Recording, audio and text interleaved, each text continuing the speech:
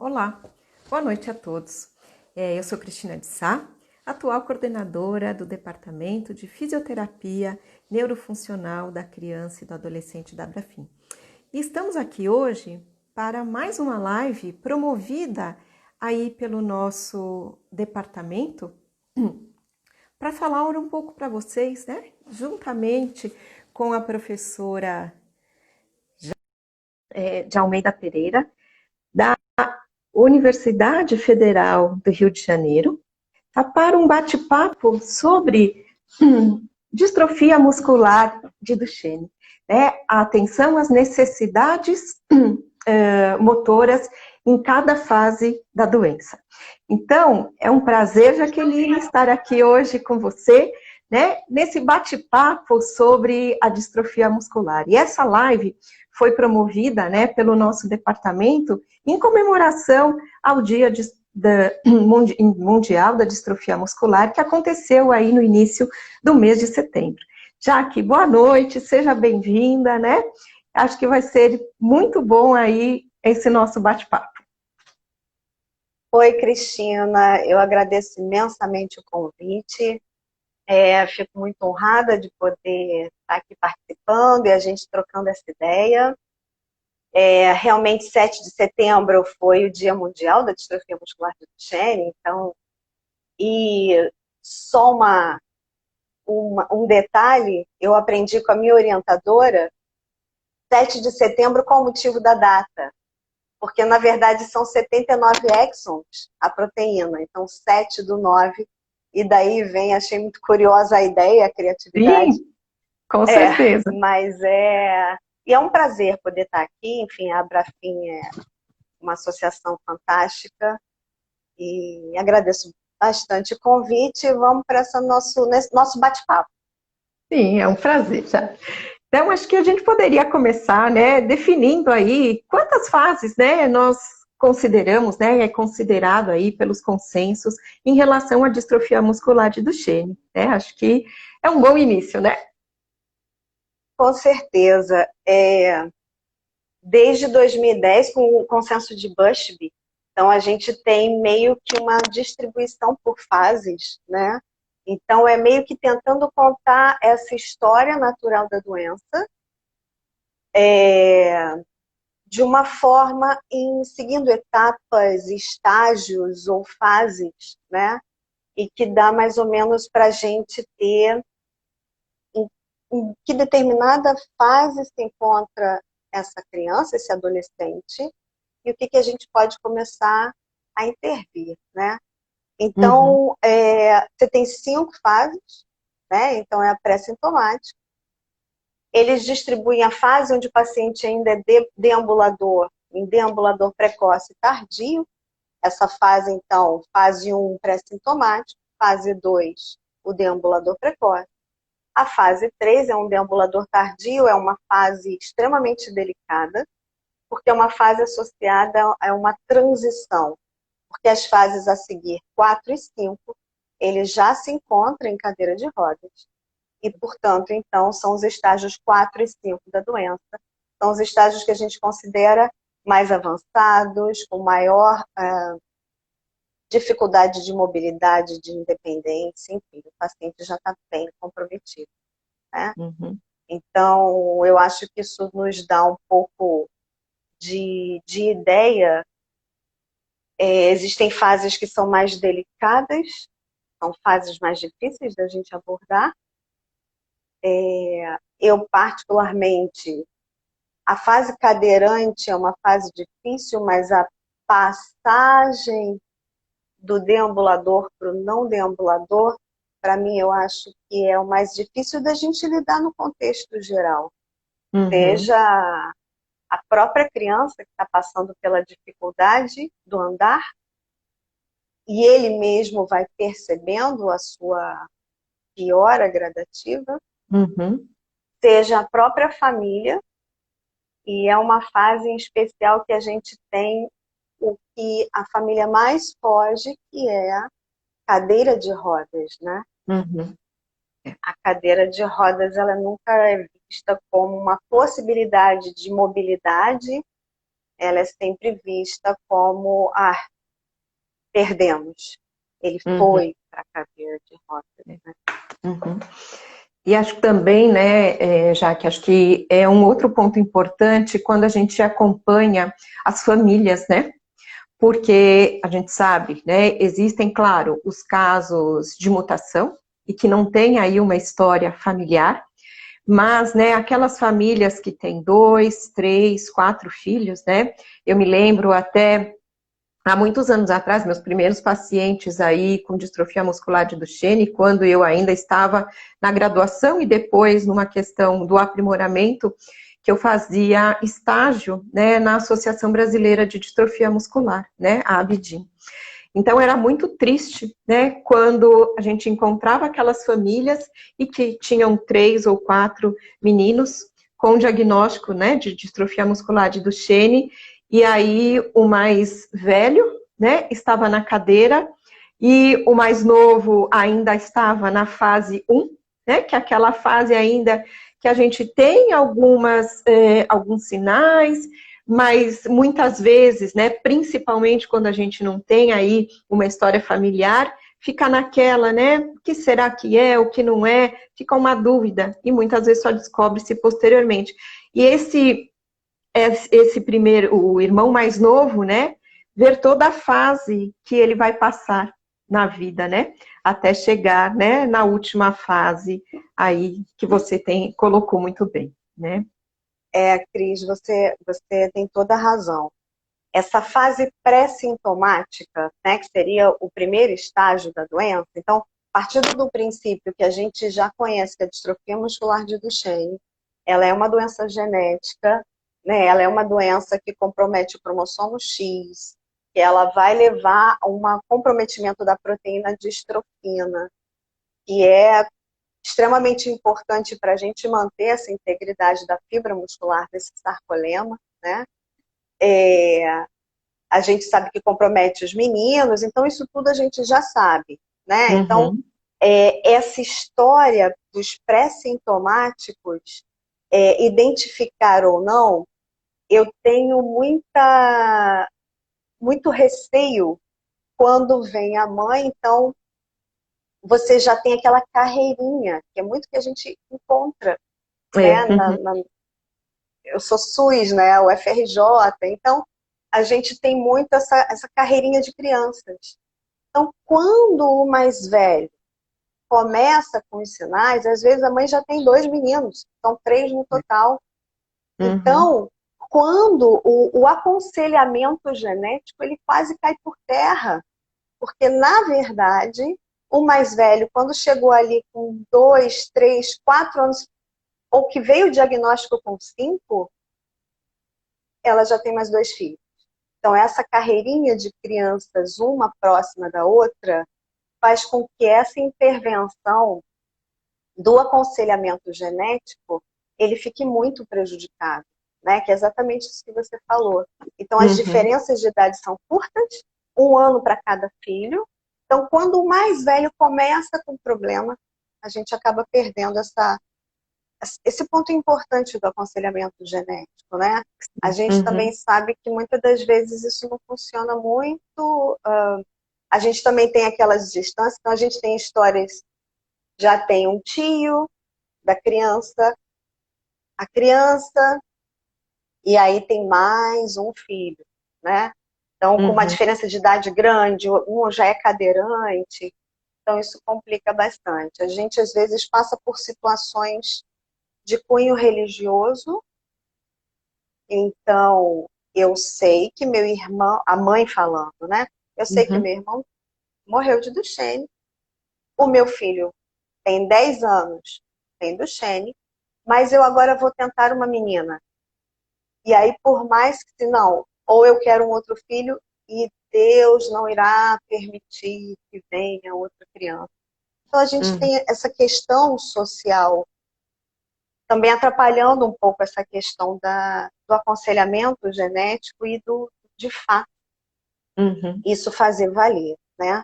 O Uhum. fato é que nessa fase inicial a gente tem alguns sinais, né? Voltando para os Sim. pré-sintomáticos, Então, se a gente já tem caso na família, ou por algum motivo foi investigado, inicialmente nós temos as crianças já com alguns com atraso do desenvolvimento motor típico. Então, geralmente são crianças que ficam de pé mais tarde ou começam a marcha independente mais tarde, né? Então, a gente tem ali, em média, 18 meses dessas crianças com Duchenne começando a andar. Uhum.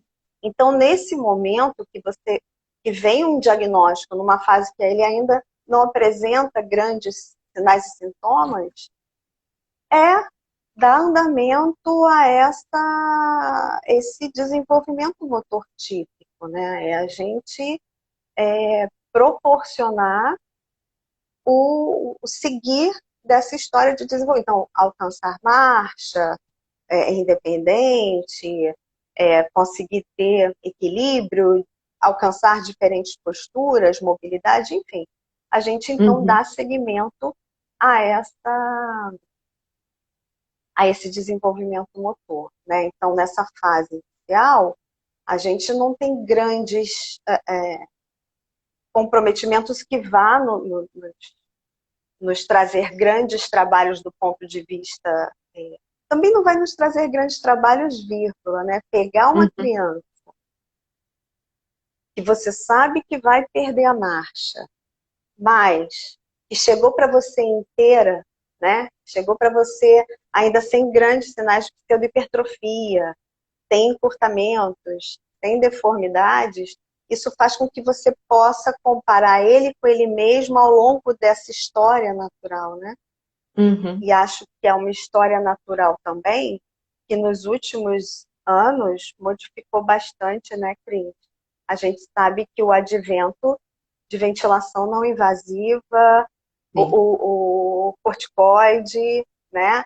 Então, muita coisa veio para fazer com que essas crianças tivessem uma qualidade de vida maior. A gente Uhum. continua com os estágios da doença. Então, eles vão se tornar não deambulantes, Uhum.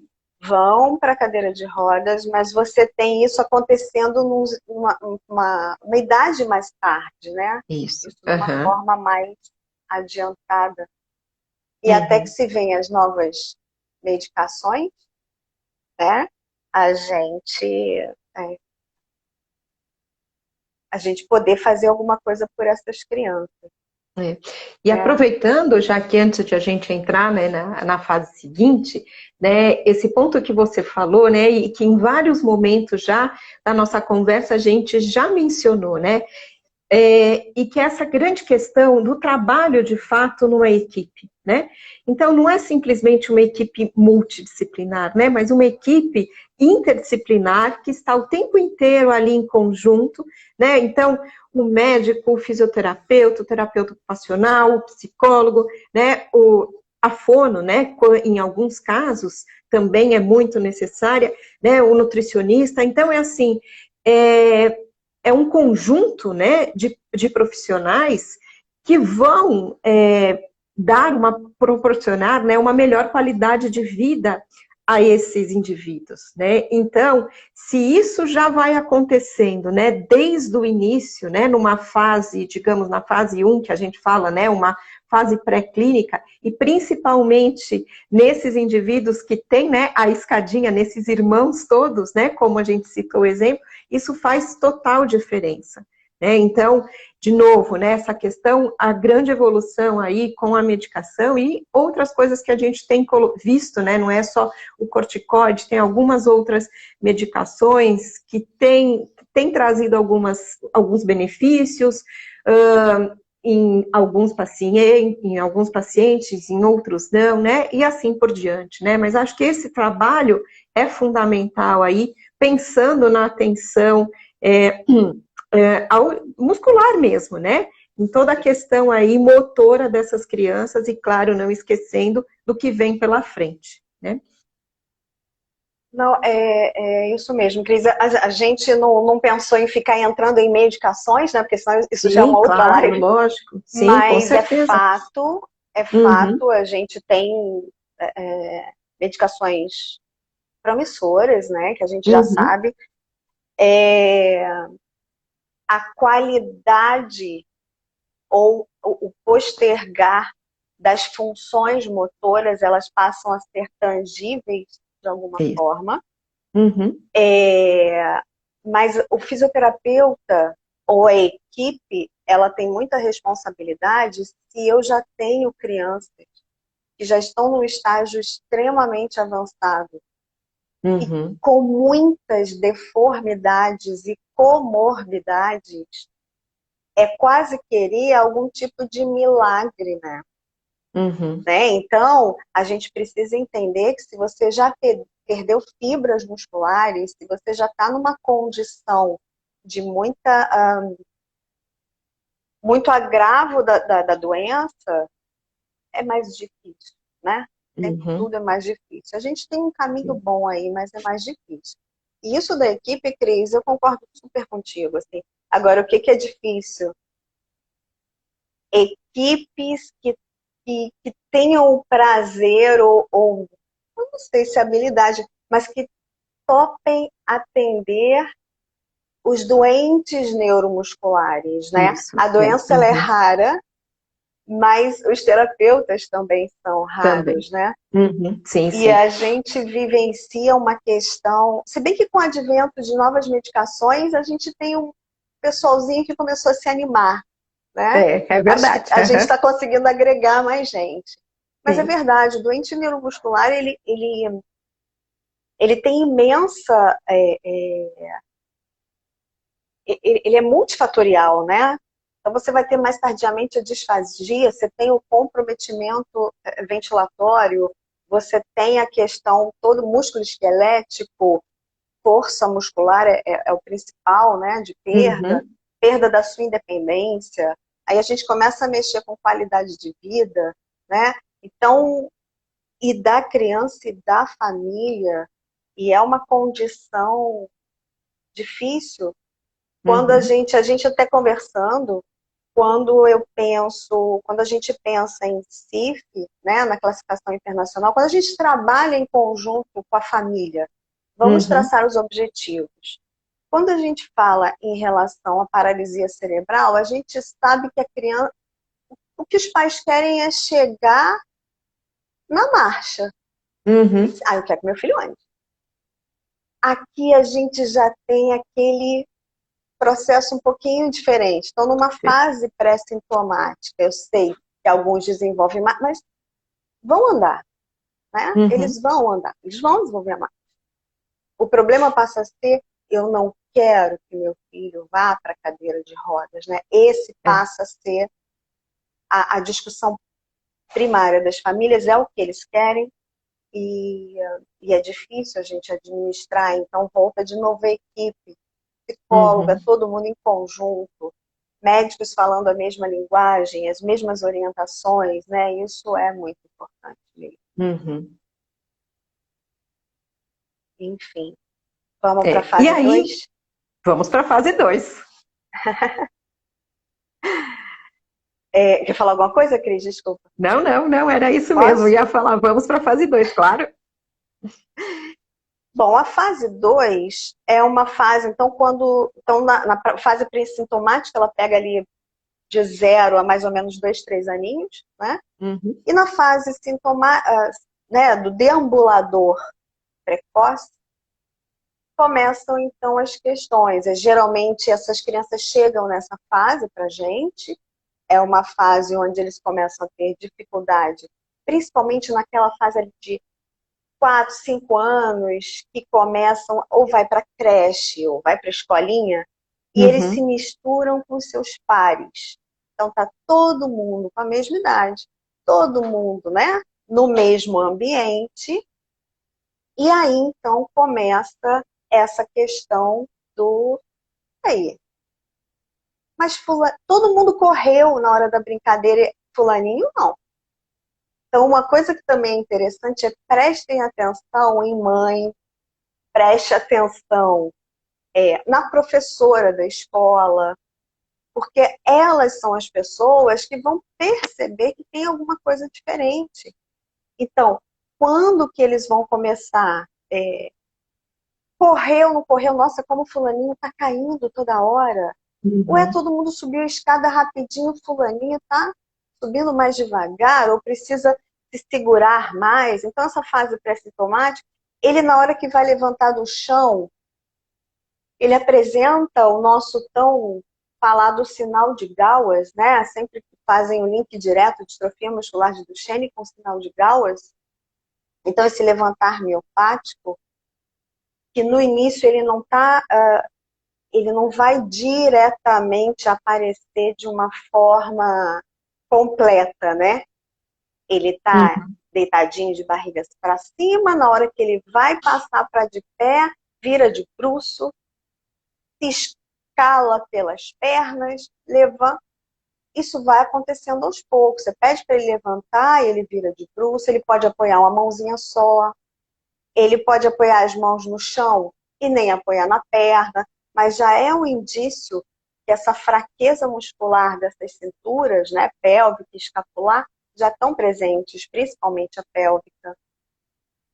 Eu costumo dizer que o sinal de Gauss ele não é diretamente patognomônico do Duchenne em especial, ele é direcionado às doenças que cursam com fraqueza muscular dessa musculatura proximal, né? Se a gente Uhum. pegar uma atrofia muscular espinhal tipo 3 dos que andam, eles vão levantar bem parecido, né? Com o mesmo sinal de fraqueza. E aí, essa questão do subir e descer a escada, do agachar, e aí vai ficando tudo mais claro. E aí, geralmente, é o momento que eles chegam para a gente. Essa fase 2 é uma fase onde a gente precisa ficar muito atento aos encurtamentos, né? O aparecimento desses encurtamentos, dessas futuras deformidades. Uhum. Então, eu acho que é entender que eles vão precisar lançar mão de ficar na ponta dos pés para andar, né? Então, pseudohipertrofia, substituição dessa massa muscular contrátil por uma não contrátil, gordurosa ou fibrosa, essa hiperlordose que os projeta anteriormente, essa necessidade de buscar o seu Uhum. equilíbrio, e aí os ombros para trás, hiperlordose e a ponta dos pés. Só que quando ele parar, né, ele não estiver andando, que você tenha esse calcanhar apoiado no chão, né? Então, por isso acaba tendo essa indicação da órtese da AFO, do uso Uhum. noturno, para tentar controlar. Então, se você vem acompanhando essa criança, ela está perdendo, você vai lá com um bom e velho goniômetro, ele vai perdendo essa amplitude, então a gente começar a prescrever e indicar essa órtese para uso noturno, né? Uhum. É outro problema. Quando a gente tem ah, essa questão da utilização dessa órtese à noite, é outra briga, né? Então, o consenso diz que a gente precisa colocar o ideal todo dia, pelo menos 5 vezes na semana. E aí você tem a dificuldade da própria criança, da família. Eu acho que isso é uma coisa que precisa ser bem observada. É desgastante você ter toda uma demanda. Eu acho que a gente passou um pouquinho. Você está longe, né, Cris? Mas assim, num país um pouquinho melhor em termos da pandemia, né? Portugal teve Uhum. uma história legal, mas dar conta de casa, de filho, e mais todas as tarefas do dia a dia, então, da criança, né? Então tem que Uhum. alongar, tem que abortar a órtese, então isso acaba sendo bastante, de certa forma, complicado, né? Para a Uhum. família em si, mas a gente não tem muito jeito. O que eu acho importante nessa fase 2, nessa fase que ele é um deambulador precoce, ou seja, ele consegue deambular, fazer as atividades, mas ele apresenta já os sinais de dificuldade. Eu acho que é muito importante essa coisa da gente começar a prestar atenção nos desvios de postura, nas Uhum. assimetrias. mas ele só gosta de assistir televisão dessa forma. Se você reparar, é fletindo todos os membros inferiores, fletindo os membros inferiores e aproximando os pés do corpo, né? E aí você começa com aquele padrão de flexão e abdução, rotação externa, e eles ficam muito tempo. O advento de tablets celulares, enfim, também muito tempo numa mesma posição. Muito tempo recostados, com muita assimetria de coluna. Então, quando a gente observa eles de pé, você já vai ver que tem um de mídia que eles gostam de transferir mais o peso do que o outro, tá? Então, na verdade, eles acabam tendo essa questão da transferência e essa assimetria vai ser aquela escoliose lá da fase na frente, cadeirante, né? Que aí fica mais gritante, porque a fraqueza avançou muito mais, né? Então, acho que prestar atenção nesses grupos musculares encurtados e não esquecer membros superiores e tronco. Né? Então, eu falei dessas posturas assimétricas do eixo e membros superiores, né? Então, se vocês tiverem, quem tem oportunidade de trabalho, eu acredito que o público que está nessa live hoje trabalha com o paciente de distrofia muscular de Duchenne e tem a questão da própria forma como se segura o videogame. Você já vai vendo que os dedos vão encurtando, que os supinadores vão ficando numa posição de pronação. Então, isso tudo já vai acarretando esses pequenos encurtamentos, essa pequena resistência para a supinação inicial, mas que vai te acarretar muita dificuldade lá na frente. Né? Então, eu acho que precisa dar atenção também a essas questões. Eu tenho contato com algumas... por receber treinamento para aplicação de escalas e por conta do estudo na UFRJ, né, no Instituto de Pediatria. Então, tem o pessoal da Universidade de Newcastle, do Reino Unido, e eles colocam, Jaqueline, a fase que eles podem fazer o que quiserem. Não, mas o paciente ele está precisando, ele quer fazer, tinha um que ele queria fazer luta, né? Uma luta marcial. E eu já pensando, meu Deus, jogando no chão, ele consegue fazer? Fazer. Deixa. Adaptar. Deixa. Não limita nada, né? A vida por si só, a história já te diz que vai ter uma limitação no futuro. Então, deixa, né? Uma questão que é colocada tanto nessa fase deambulador precoce e que a gente precisa prestar atenção é tentar evitar os exercícios excêntricos, né? Então, todo exercício que lida com frenagem. Então, essa coisa do descer escada, de descer rampa, a gente não fica trabalhando esses tentar e levantar, essa frenagem do ir quase tentando e o levantando. Né? Bem diferente do que a gente pensa no paralisado cerebral, no espástico, são outros mecanismos. Então, a gente não trabalha em cima disso. Então, é deixar a criança realizar da forma que puder. É claro que a gente... mas quem não sobe não desce escada. Não é que ele não vá, mas isso não pode ser um exercício. Descer X vezes uma rampa, descer X vezes uma escada, né? Isso precisa acontecer naturalmente. E ele conseguindo... Tá? Senão eu vou falando.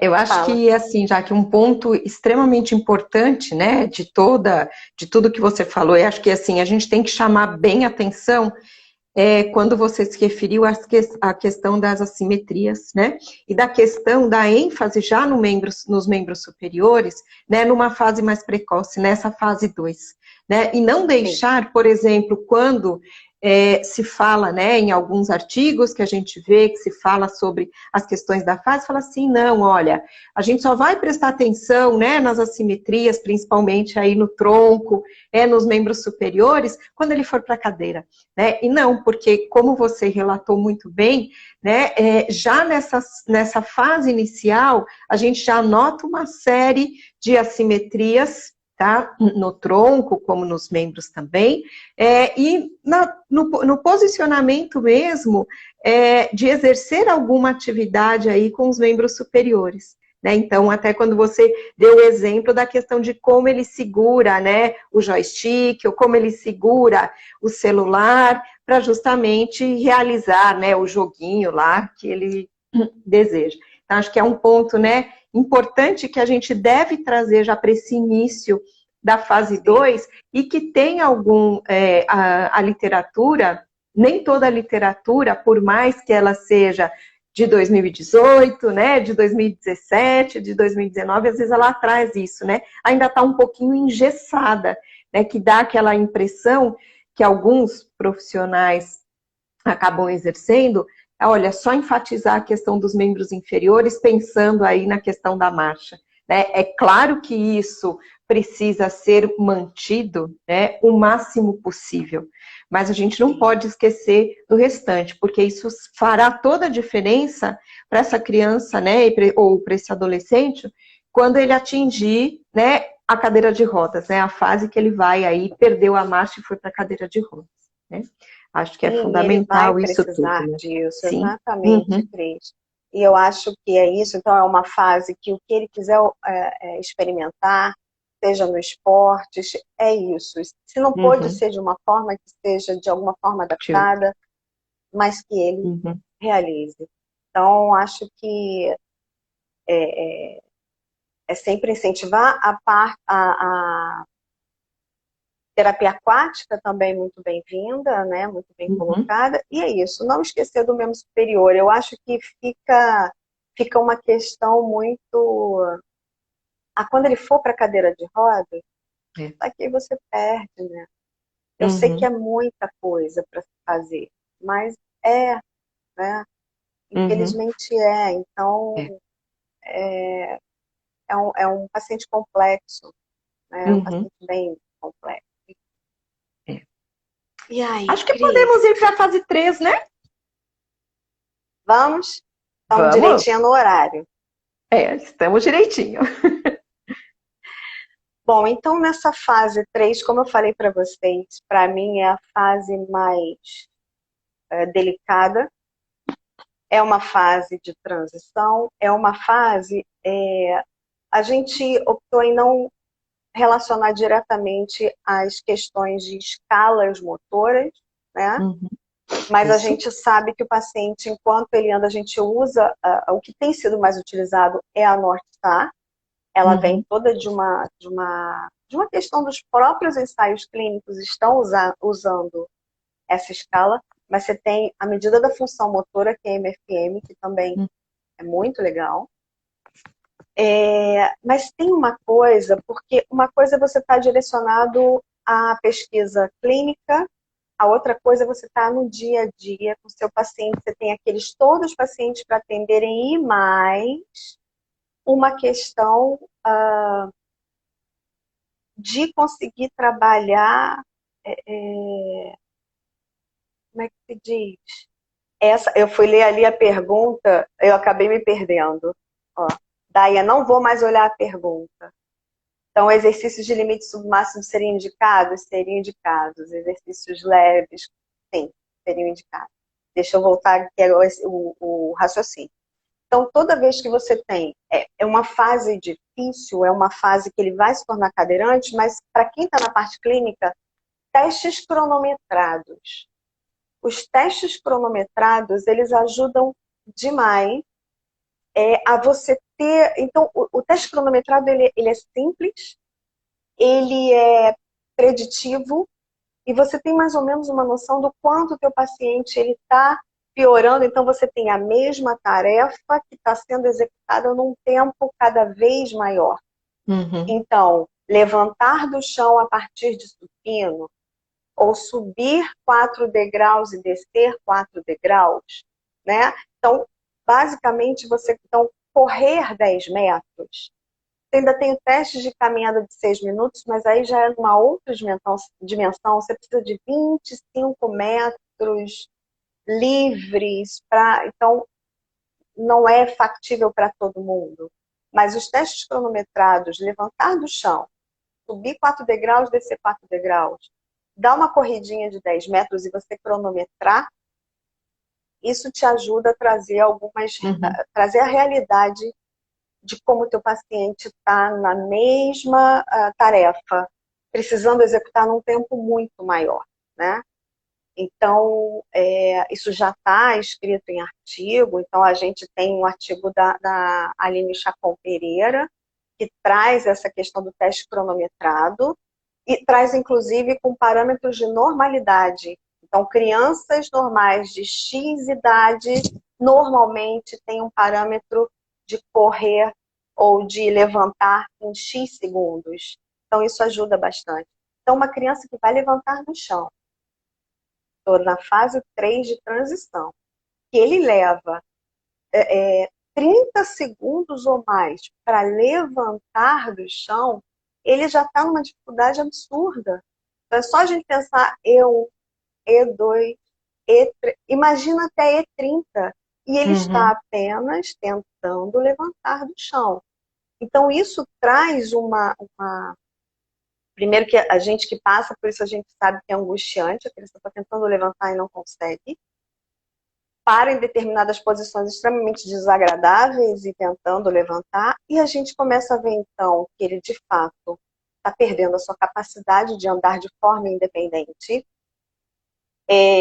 O consenso, ele traz que quando você tem essa dificuldade, né, do andar, que você, então, use dispositivos como trava de joelhos, os extensores e a órtese, para você conseguir fazer essa marcha mais orientada, né, dentro da terapia. O fato, eu não sei, Cris, mas assim, para a tua vivência, a gente conversou um pouquinho, acho que meio que bate, é um momento muito difícil.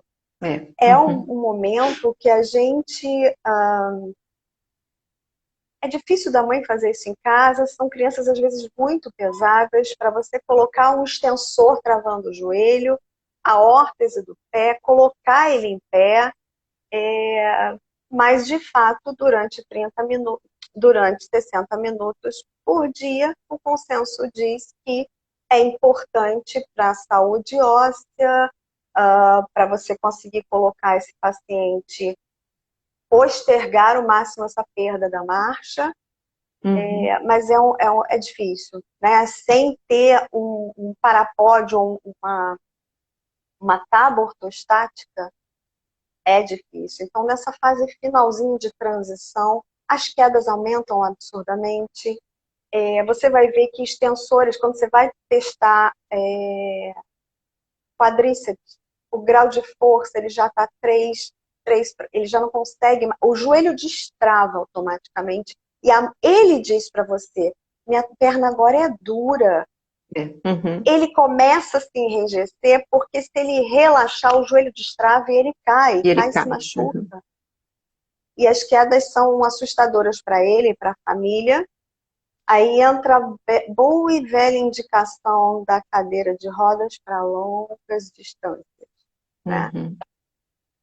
E aí as longas, a cadeira de rodas, ela passa então, é o tabu. Ninguém quer fazer com que seu filho vá para a cadeira de rodas, afinal de contas eles estão fugindo desse momento, né? E então é complicado, então se você está em terapia, uma coisa que vai acontecendo também associado a essa dificuldade do andar é a dificuldade de levar para a fisioterapia. Pelo menos no Rio de Janeiro, os locais que aceitem também, que tenham vaga, sempre não é bem caso, mas que tenham vaga para conseguir comportar e receber essas crianças. Uma coisa que me ajudou bastante, até nesse momento de pandemia, é tirar foto do próprio celular do pai e da mãe, tirar foto ou filmar o pai e a mãe fazendo a intervenção no seu próprio filho. Então, isso já era uma coisa que eu tinha como rotina, melhor do que aquele nosso palitinho, Cris. Sim, Faz um sim. bonequinho, levanta a perninha. E aí você não tem conflito de interesse, porque é o aparelho da família, tirando a foto da criança com o próprio cuidador, enfim. E isso fica uma forma fácil deles verem, eu botei a mão aqui, tem dificuldade ali, a gente poder trabalhar essas orientações, enfim. Então, eu acho que é uma fase difícil, não é fácil. Se a gente está dentro em terapia, a gente pode ter alguns recursos, então a gente pode colocar esse paciente com suporte parcial de peso, mas a gente pode um monte de coisa. A questão é quantas vezes ele vai a essa terapia. Geralmente 1, 2 vezes na semana, estou falando de grandes tempos. Eu não estou tomando como referência o particular, né? O particular, você pode até colocar intervenções diárias, né? Aí depende de cada um. Mas o problema é sempre em cima daqueles que são menos favorecidos ao acesso à fisioterapia, né? As terapias, a equipe como um todo. Então, isso é bem complicado. Então, não sei, a fase 3, deixa eu ver o que mais a gente tem. Começa a ficar mais difícil. As assimetrias de tronco, elas ficam mais evidentes, porque a dificuldade de andar gera mais componentes compensatórios, então de gingado, de preferência de parar sobre uma perna mais do que a outra, o esforço para a deambulação muito grande. A gente tem sempre a preocupação da questão da fadiga. Então, o cansaço é sempre o que a gente almeja, não... Então, às vezes, as alunas, mas professora, só 3 repetições. Desse, É o que é são possível. 3. Mais do que isso, se você fadigar ele agora, ele não faz nem o Mais restante nada. do que a gente tem proposto, né? Então, vamos tentar trabalhar em cima de... Então, se foi mais membro inferior, membro superior, depois a gente volta, vamos alternando. Talvez maior variedade e não tanta quantidade de repetição, né? Claro, dentro do que eles conseguem realizar. Não sei se faltou mais alguma coisa, Cris. Não. Me ajuda Contemplou. nessa fase 3. Não, contemplou tudo já. Né? Sim. Eu acho que podemos claro que a gente não tem o adiante, objetivo de dar passo a passo. Isso a gente tem muito consenso, muita coisa. A gente está mais em torno do que é preocupante em cada fase, né? Isso, o que não está no consenso, que está na vida real. A vida real é que faz a diferença para a gente. É isso mesmo. E aí, bom, fase 3, ele está numa fase de transição com muita dificuldade, ele vai então seguindo para as fases 4 e 5, que são as fases que ele é cadeirante, né? Então, geralmente essas crianças perdem essa marcha em torno de 10, 11 anos, né? 9 a 11 anos, mais ou menos.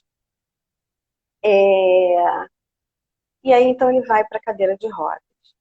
Então, ir para a cadeira de rodas, e é muito curioso como o momento em que se dá atenção aos membros superiores é na cadeira de rodas, mas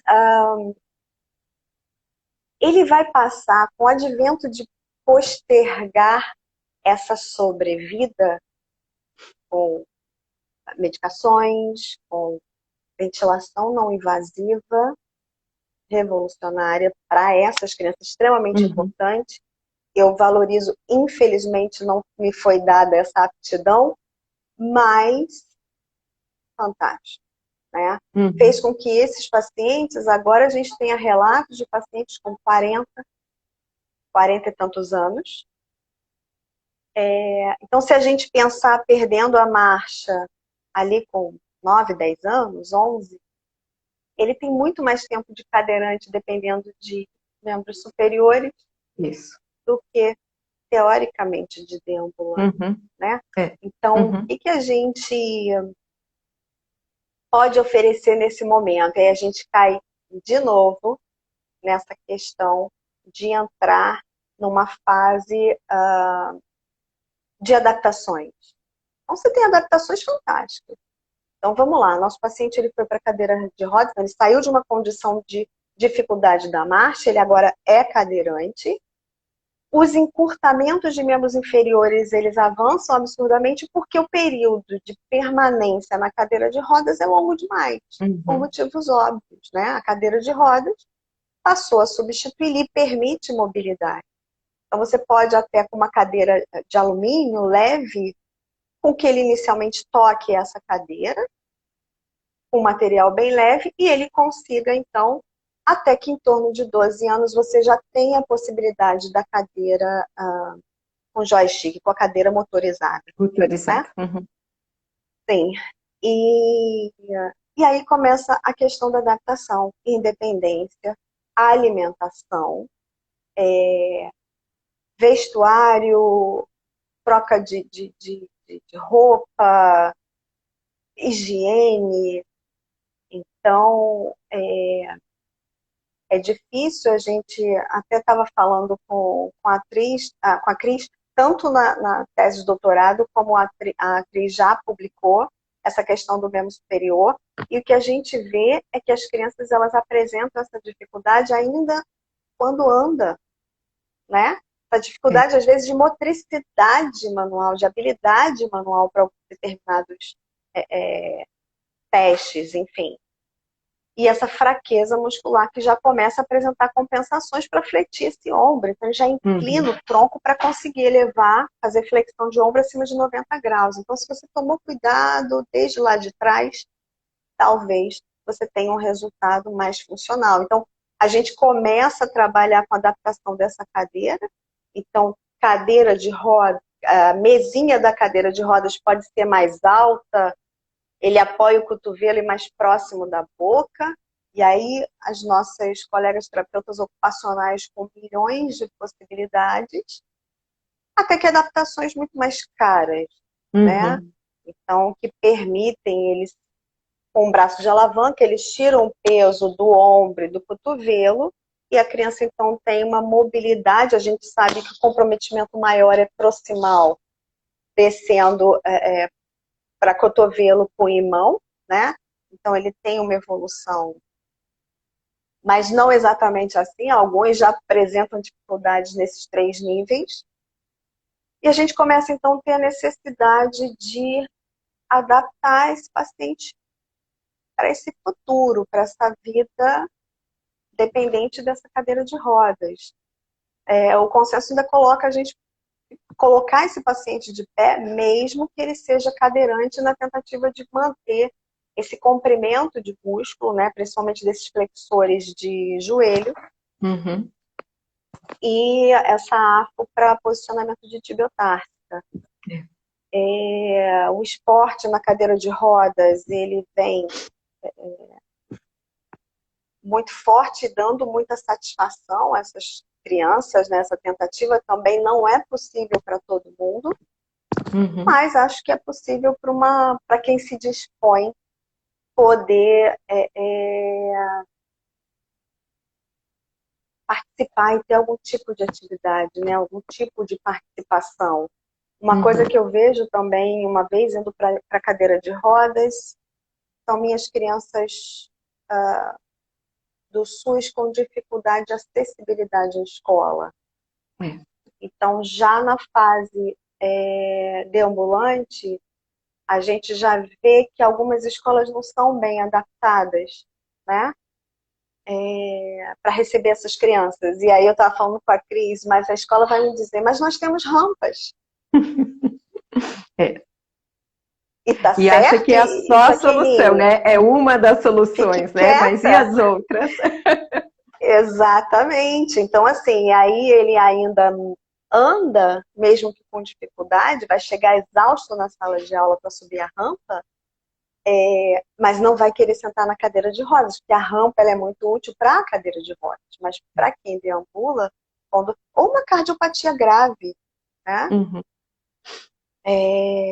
Coisa que mais tarde eles ainda irão desenvolver essa cardiopatia também, né? Um paciente multissistêmico, bem difícil da gente administrar, mas então, com relação à cadeira de rodas, acho que essas questões, a gente continuar mantendo esse paciente em atividade para membro superior. É Uhum. claro que a fatigabilidade, ela acontece, então, mesmo cuidados de não grandes repetições, para a gente conseguir dar conta desses pacientes, né? Uhum. Não sei se Cris tem mais alguma coisa. Não, eu acho que a gente pode ir finalizando já aqui, né? Pensando assim, vamos fazer um fechamento em termos das fases, os pontos importantes, né? Os mais importantes aí para a gente fechar.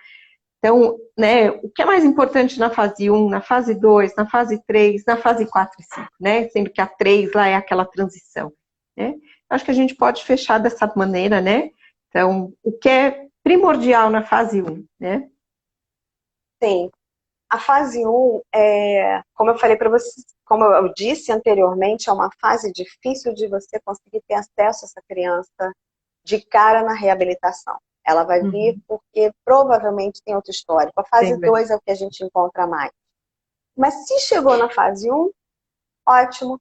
São crianças que elas vão poder se beneficiar desse trabalho de incentivar o desenvolvimento motor típico, né? Dependendo da fase com que ela se apresenta, maior dificuldade de andar, maior dificuldade de equilíbrio, maior dificuldade de mudanças de postura, né? Então é a fase em que a gente vai estar atento e muita liberdade para brincadeira. Brincar o tempo inteiro, né? Aliás, criança sem motivação, a gente sabe disso como fisioterapeuta pediátrico que não existe, né? Então ele precisa ter o desejo de brincar é a melhor forma. Exatamente. Na fase 2, que é onde a gente pega com maior, acredito que os pontos principais sejam sempre incentivar que essa criança se movimente e incentivar a movimentação do que ela quiser ousar e brincar. Em terapia, a gente ter o cuidado de não levar a fadiga e fazer exercícios que a gente consiga manter essas articulações móveis, mobilizadas, mobilizar de forma independente, o máximo ativo possível, principalmente aqueles grupos musculares que a gente sabe que enfraquecem primeiro e que a gente sabe que encurta também de forma mais rápida. Conhecer essas doenças progressivas de uma forma, essa história natural, permite a gente saber o final dela. Então, isso também permite, isso está no consenso, que a gente seja proativo. Eu não vou esperar. Eu sei que, mas espera aí, Jaqueline, ele tem supinação completa. Mas é para ter. Sim. E é para continuar. E é para manter o máximo possível. Então, é isso que a gente precisa prestar atenção. Eu acho que se não se conseguir fazer nada, que a gente consiga, pelo menos, fazer essa intervenção em cima dessas repercussões musculoesqueléticas. Né? E incentivar a criança. A gente tem a questão também dos exercícios aeróbicos, né? Então, o cicloergômetro, a natação, enfim, que a gente conseguir permitir que essa criança faça.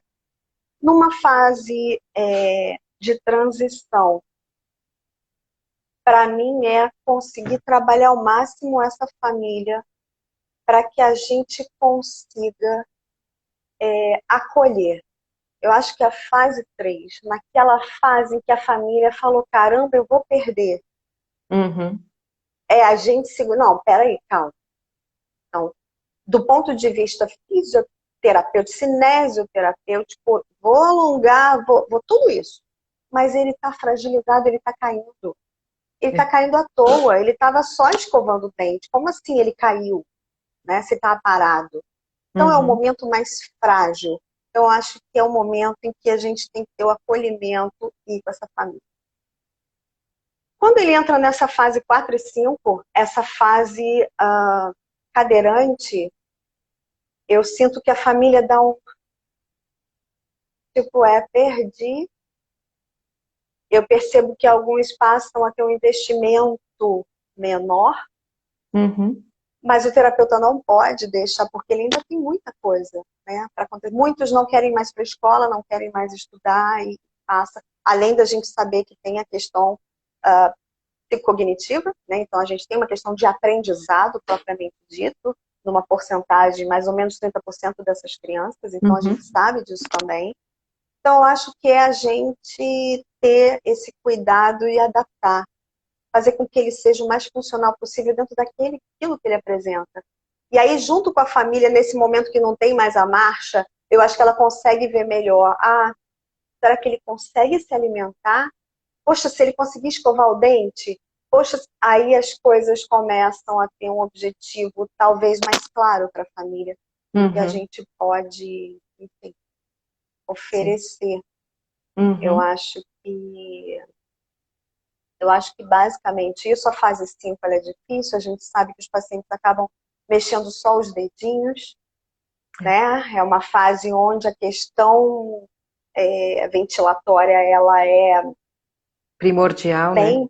primordial, é um momento que a família, se a perna encurtou, se ok, vai, meu filho está respirando, eu preciso, preciso mantê-lo bem.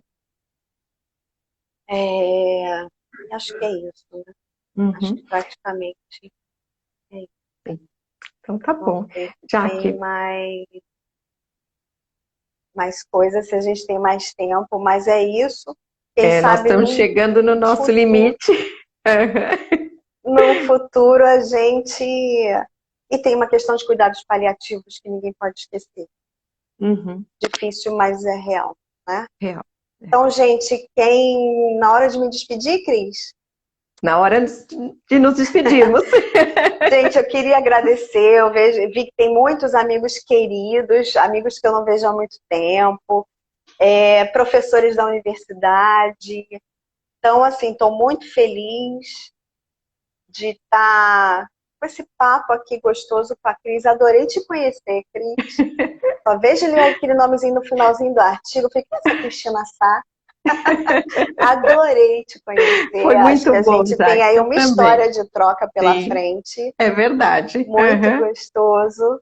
E é isso, eu só tenho a agradecer a Abrafim por essa oportunidade e a gente falar de um assunto que, enfim, que é a minha vida, é a minha paixão. Então, tá bom, Jaque, foi um prazer, foi muito bom. Eu agradeço aí também a participação de todos e a Abrafim, né, por poder, né, que nos proporciona todos essas realizações, né? Foi sensacional. Sim. Muito obrigada, tá bom? Eu que agradeço, Cris. Tá bom, gente, acho que é isso e vamos para uma próxima, né? Boa noite a todos aí e até breve, tá? Então, finalizamos então, Jaque. Tudo de bom. Tchau, gente. Tchau, gente. Obrigada. Tchau, tchau. Tchau, tchau.